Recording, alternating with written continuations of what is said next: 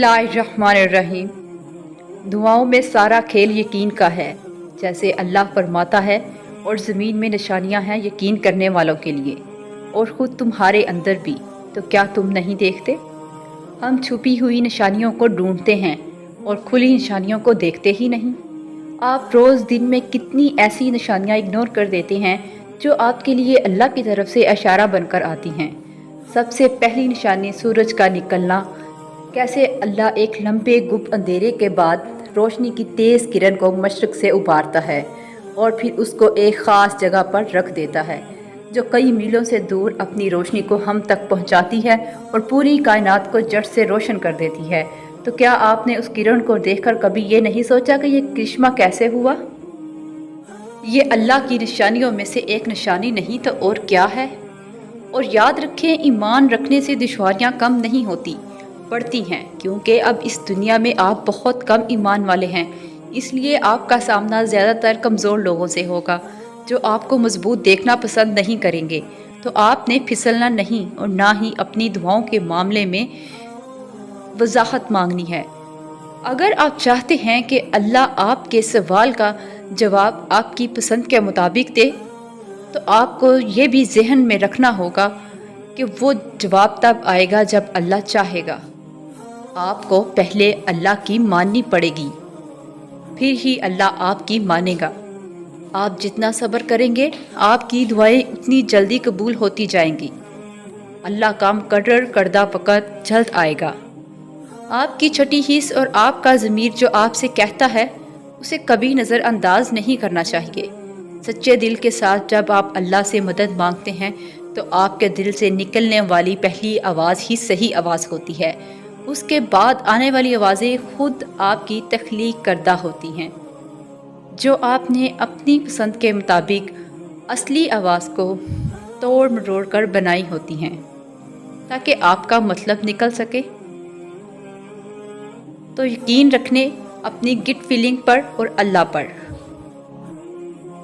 और कभी भूल कर भी अपने दिल में ये ख्याल ना लाना कि वो रब तुम्हें भूल गया है।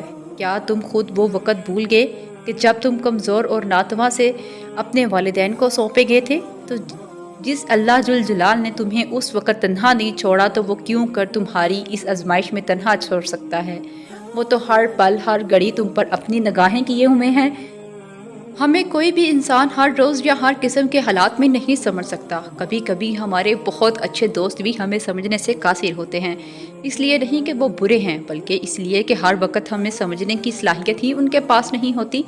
ये खसूसियत सिर्फ़ और सिर्फ अल्लाह रब्बुल इज़्ज़त की है, तो इसकी उम्मीद लोगों से रखना ही फजूल है।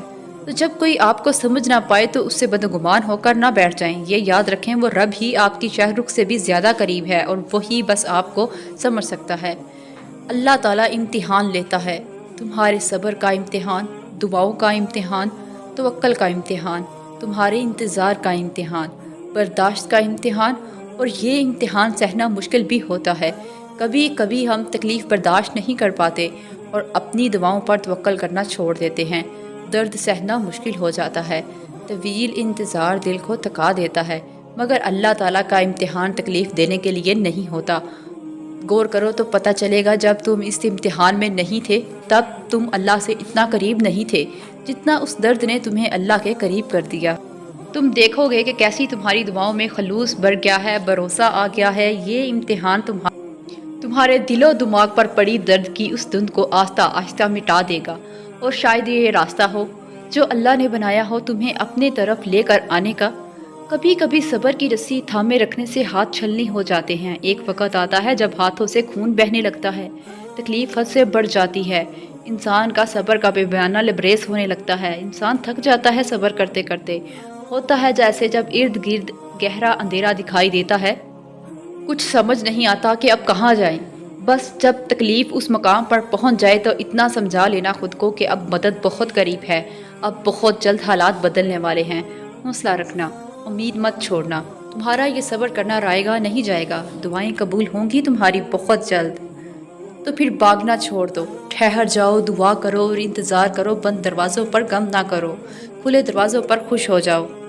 جو تمہیں چھوڑ گئے ان کو مت ڈھونڈو، جو تمہارے ساتھ رہا اس کو تلاش کرو، تم اس کے راستوں پر چل دو اور تمہاری رضا تک کے راستے خود ہی بنتے چلے جائیں گے۔